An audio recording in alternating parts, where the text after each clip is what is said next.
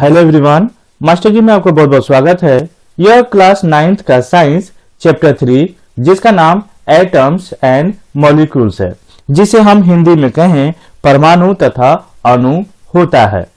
बच्चों, अगर आप इस चैप्टर 1 एंड 2 आपने नहीं देखा है तो आपको हमारे प्लेलिस्ट में मिल जाएगा।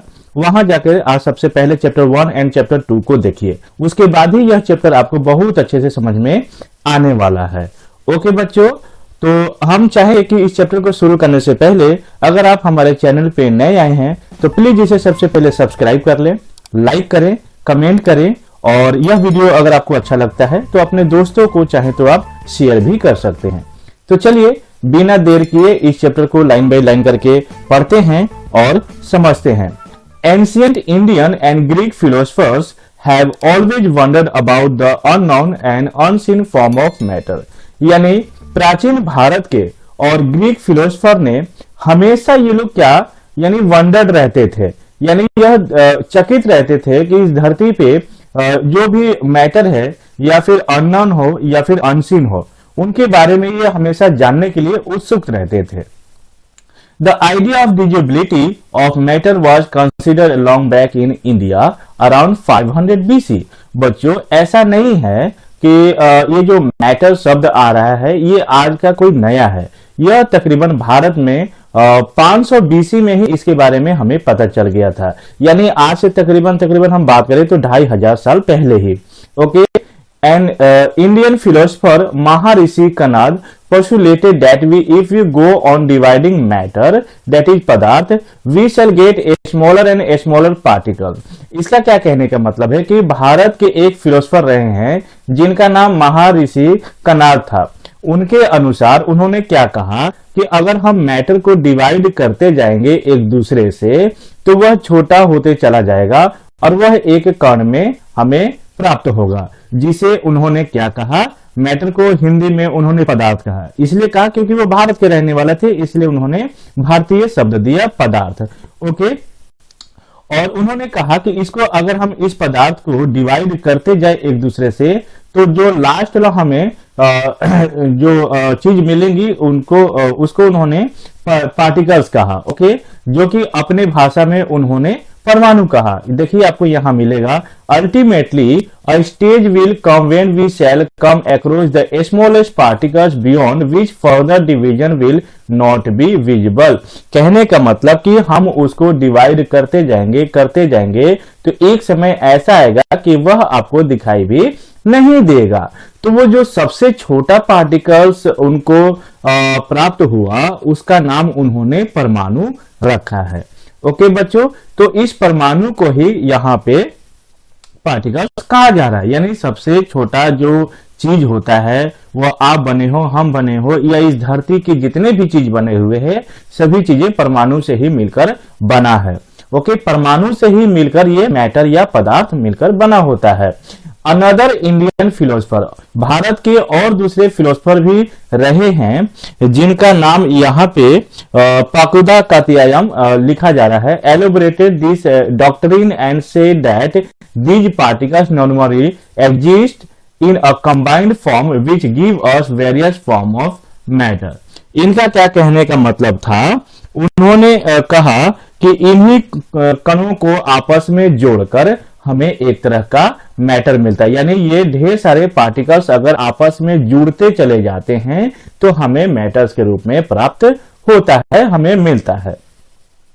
ओके, आगे देखते हैं। अराउंड द सेम एरा, यानी उसी समय जिस समय ये भारत की बात हो रही थी उसी समय ancient Greek philosopher Democritus and Leucippus suggested that, यानी इनके अनुसार क्या कहा गया, मैटर को अगर हम डिवाइड करते जाए, if we go on dividing matter a stage will come when particles obtained can not be divide further. यानी इसको हम डिवाइड करते जाए मैटर को तो एक समय ऐसा आएगा कि हम उसे डिवाइड नहीं कर पाएंगे। ओके, डेमोक्रिटस कॉल्ड, यानी इन्होंने क्या कहा, इंडिविजुअल पार्टिकल्स एटम्स। इन्होंने जो महर्षि ने कहा था उसको परमाणु, तो इन्होंने क्या कहा, एटम्स कहा। ओके, जिसका मतलब होता है individual. All these were based on philosophical consideration and not much experimental work to validate these ideas could be done till the 18th century. बच्चों, अभी तक जो भी यह फिलोसफर ने बातें कहा, यानी भले ही वो ग्रीक के रहने वाले हों या फिर भारत के रहने वाले हों, इन्होंने सिर्फ अभी तक थ्योरी में ही कहा, इसका प्रैक्टिकली करके नहीं बताया गया कि यह कैसे होता है। लेकिन जब 18th सेंचुरी आया तब इन्होंने कुछ साइंटिस्ट लोगों ने हमें इसका एक्सपेरिमेंट करके बताया। By the end of 18th century scientist recognize, यानी जब 18वीं सदी खत्म हुई तब इन्होंने उसको पहचाना और अंतर बताया। क्या बताया? The difference between elements and compounds. बच्चों, इससे पहले वाला जो चैप्टर था is matter around us pure, यानी ये जो चैप्टर सेकंड है उसको आप पढ़ेंगे तो आपको एलिमेंट और कंपाउंड के बारे में जानकारी मिलेगी। तो इन्होंने 18वीं सदी में उसको पहचाना और अंतर बताया एलिमेंट और कंपाउंड के बीच में कि ये क्या होते हैं और इनके बीच में क्या डिफरेंशिएट होता है। Naturally became interested in finding out how and why, यानी कैसे और क्यों ये जो एलिमेंट होते हैं वह आपस में कंबाइन करते हैं। Okay, how and why elements combined and what happens when they combine. कहने का मतलब कि कैसे और क्यों कंबाइन होता है और कंबाइन होने के बाद यानी वह आपस में जुड़ने के बाद क्या होता है। उसके बाद बच्चों देखते हैं यहाँ पे क्या दिया हुआ है। यानी ये जो व्यक्ति थे, यानी ये जो साइंटिस्ट थे लॉवजियर, laid the foundation of chemical sciences by establishing two important laws of chemical combination। इन्होंने दो मुख्य केमिकल कॉम्बिनेशन का कुछ लॉ दिया। ओके, तो अभी इनके अनुसार हम लॉ को पढ़ेंगे 3.1 जो कि है laws of chemical combination. The following two laws of chemical combination were established after much experimentation by Lavoisier and Joseph L. Proust। इन्होंने क्या कहा, इनके बारे में देखिए यहाँ क्या लिखा है। लवाइजिए एवं जोसेफ एल प्राउस्ट ने बहुत अधिक एक्सपेरिमेंट करके उन्होंने बताया कि ये जो केमिकल कॉम्बिनेशन के बारे में उन्होंने दो नियम दिए हैं यहाँ पर। ओके, यानी इन्होंने कितना लॉ दिया, तो दो लॉ दिया है, यानी 2 लॉज यहाँ पे दिया गया है। तो यहां पे हम पढ़ेंगे 3.1.1 law of conservation of mass. Is there a change in mass when a chemical change that is chemical reaction take place. बच्चों, इसका क्या कहने का मतलब है कि जब कभी भी हम केमिकल रिएक्शन करवाते हैं तो उन केमिकल का कोई मास चेंज होता है या नहीं होता है। बच्चों, अब ये मास क्या होता है, तो ये जो रिएक्टेंट होता है, जैसे यहाँ पे कॉपर सल्फेट है और सोडियम कार्बोनेट है, जब इन दोनों को हम आपस में रिएक्शन करवाएंगे तो जो भी इसका एटॉमिक मास होगा यानी जो इसका वजन होगा, उसके बाद जो प्रोडक्ट होगा उसके वजन में यानी उसके मास में कोई अंतर आएगा या नहीं आएगा। मान लीजिए यहाँ पे कॉपर सल्फेट 1.25 ग्राम दिया हुआ है और सोडियम कार्बोनेट का 1.43 ग्राम दिया हुआ है। अगर इन दोनों को आपस में जोड़ेंगे या रिएक्शन करवाएंगे तो जो हमें उसका प्रोडक्ट मिलेगा उसके मास में कोई अंतर आएगा या नहीं आएगा। ओके, तो आगे देखते हैं आगे क्या लिखा हुआ है।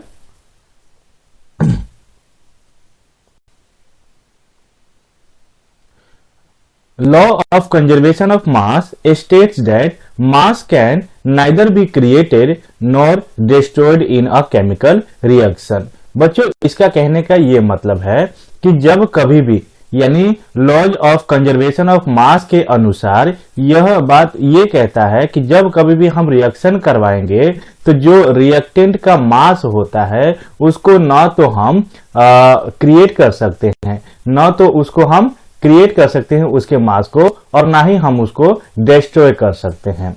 ओके बच्चों, तो ये जो लॉ दिया हुआ है लॉ ऑफ कंजर्वेशन ऑफ मास, इसके अनुसार कहा यह जा रहा है कि इसके मास को ना तो हम क्रिएट कर सकते हैं ना ही डिस्ट्रॉय कर सकते हैं।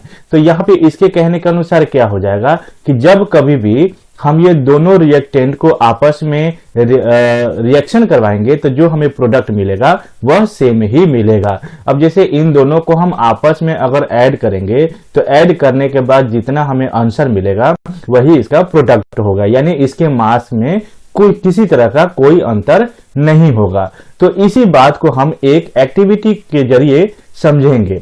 ओके बच्चों, तो यहाँ पे क्या दिया हुआ है, आप तीनों में से किसी एक को आप चूज कर सकते हैं। यहाँ लिखा हुआ है take one of the following sets. जैसे आपको यहाँ पे 3 सेट दिया गया है 1 2 3। ओके, और 2 यहाँ पे रिएक्टेंट दिया हुआ है, एक का नाम X और दूसरे का नाम Y। तो जब हम इसका जो भी यहाँ 3 तरह के सेट दिए हुए हैं, हम किसी एक को चूज करेंगे और हम रिएक्शन करके देखेंगे इसके केमिकल्स को कि क्या उसके मास में किसी तरह का कोई बदलाव आ रहा है, चेंजिंग हो रहा है या फिर नहीं हो रहा है।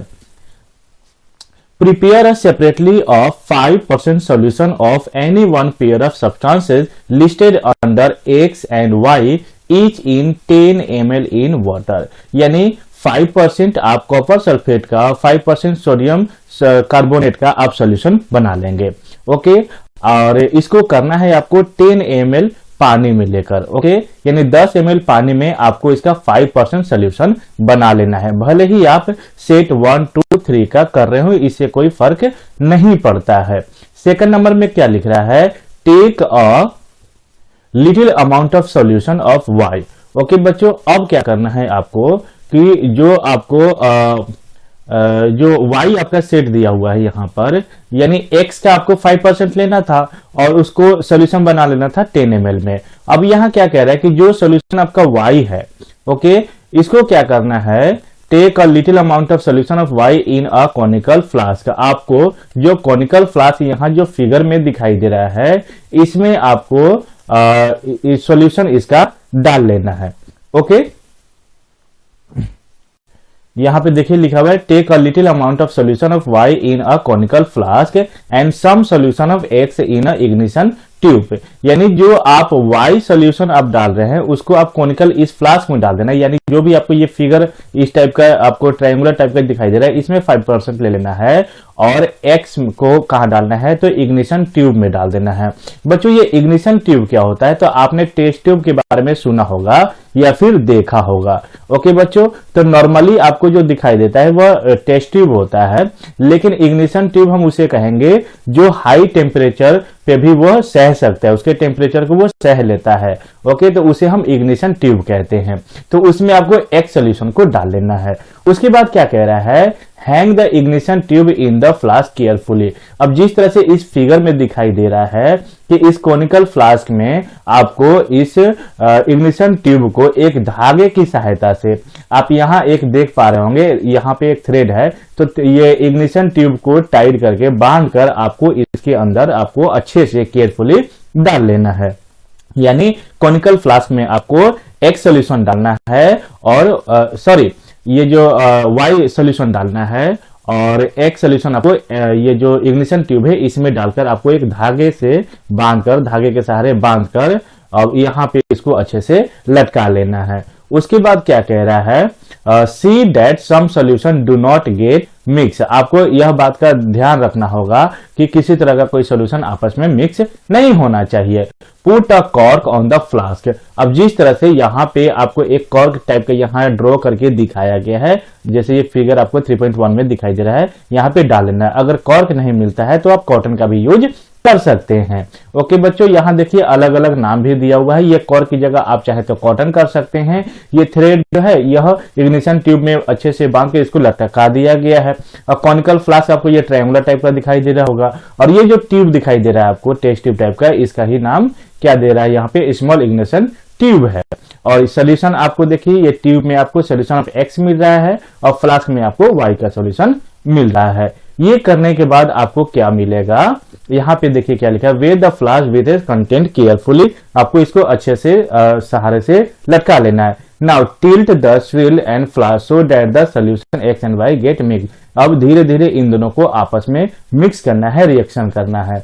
Weigh again what happens in the reaction flask, do you think that a chemical reaction has taken place, why should we put cork on the mouth of the flask. अब कहने का मतलब कि इस फ्लास्क के सबसे ऊपर वाले हिस्से में हमने कॉर्क क्यों रखा।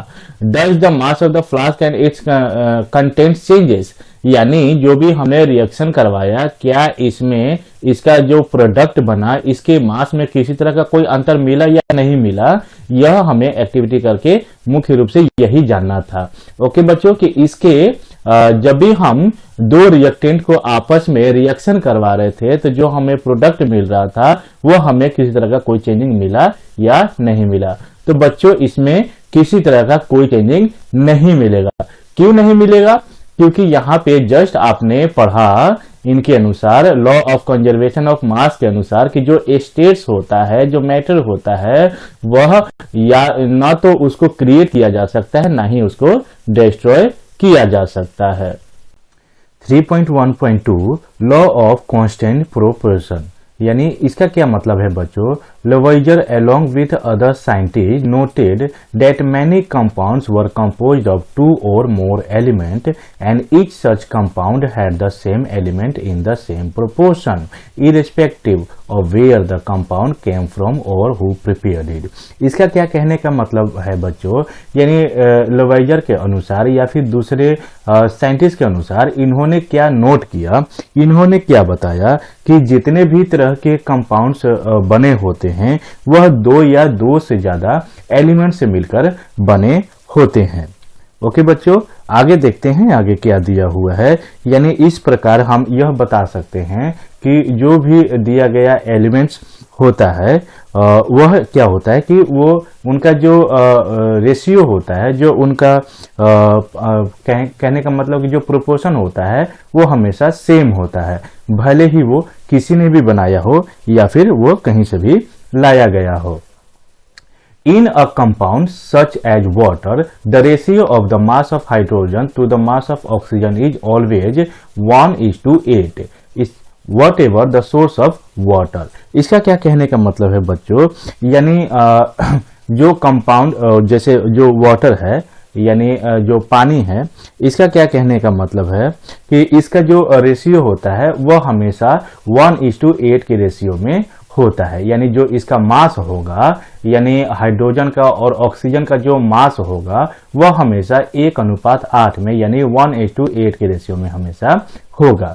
Thus, if 9 gram of water is decomposed, 1 gram of hydrogen and 8 gram of oxygen are always obtained। कहने का मतलब कि अगर हम 9 ग्राम पानी को अगर डीकम्पोज करें तो हमें क्या मिलेगा, 1 ग्राम यानी 1 ग्राम हाइड्रोजन मिलेगा और 8 ग्राम आपको ऑक्सीजन प्राप्त होगा या मिलेगा। इसी तरह और क्या लिखा है, सिमिलरली इन अमोनिया, यानी अमोनिया को हम कहें तो NH3, nitrogen and hydrogen are always present in the ratio 14:3 by mass. यानी मास के अनुसार अगर हम बात करें अमोनिया का, नाइट्रोजन का और हाइड्रोजन का, तो इन सभी का जो भी प्रोपोर्शन होगा वह 14:3 के प्रोपोर्शन में होगा। वॉट एवर द मेथड और the source of from which it is obtained. इसका क्या कहने का मतलब है कि इनका जो भी प्रोपोर्शन होगा वो हमेशा 14:3 के ही प्रोपोर्शन में होगा अकॉर्डिंग टू मास। यानी उसके अगर हम द्रव्यमान के अकॉर्डिंग हम बात करें तो भले ही वह सोर्स कहीं से भी हो, यानी वह कहीं से भी लिया गया हो। ओके बच्चों, इससे कोई मतलब नहीं रहता है। आगे क्या लिख रहा है, this led to the law of constant proportion which is also known as the law of definite proportion.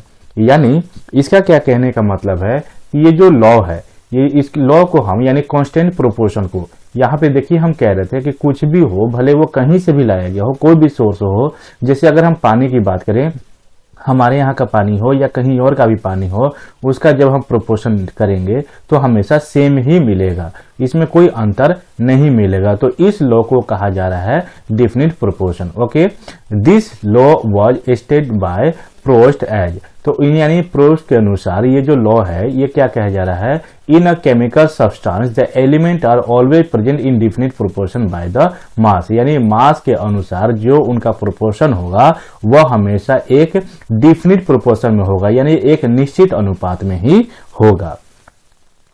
The next problem फेग, यानी अगला जो इनके पास जो समस्या था साइंटिस्ट के अनुसार कि ठीक है, अभी तक जो भी इन्होंने कहा वो तो थ्योरेटिकल कह दिया, ओके, लेकिन इनको अब समझाना था लोगों को, अब ये प्रैक्टिकल करके बताना था लॉज के अनुसार। The next problem faced by scientist was to give appropriate explanation of this laws, यानी जो कानून, ये जो नियम दिया इसको अब एक्सप्लेन करके इनको बताना था।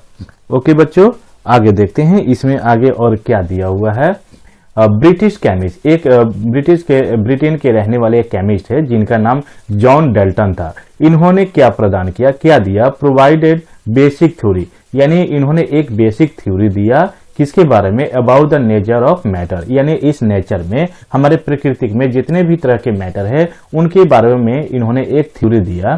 क्या थ्योरी दिया, Dalton picked up the idea of divisibility of matter. इन्होंने भी जो हमारे प्राचीन फिलोसफर थे, भले वो भारत के हो या फिर अदर कंट्री के हो, उन्हीं की तरह इन्होंने भी क्या कहा, which was till then just a philosophy, he took the name atoms as given by the Greeks and said that the smallest particles of matter are atom, यानी बाकी की तरह भी इन्होंने भी क्या कहा कि अगर हम मैटर को, अगर हम उसको डिवाइड करते जाएं तो जो सबसे छोटा पार्टिकल्स होगा उसका नाम भी इन्होंने एटम ही दिया।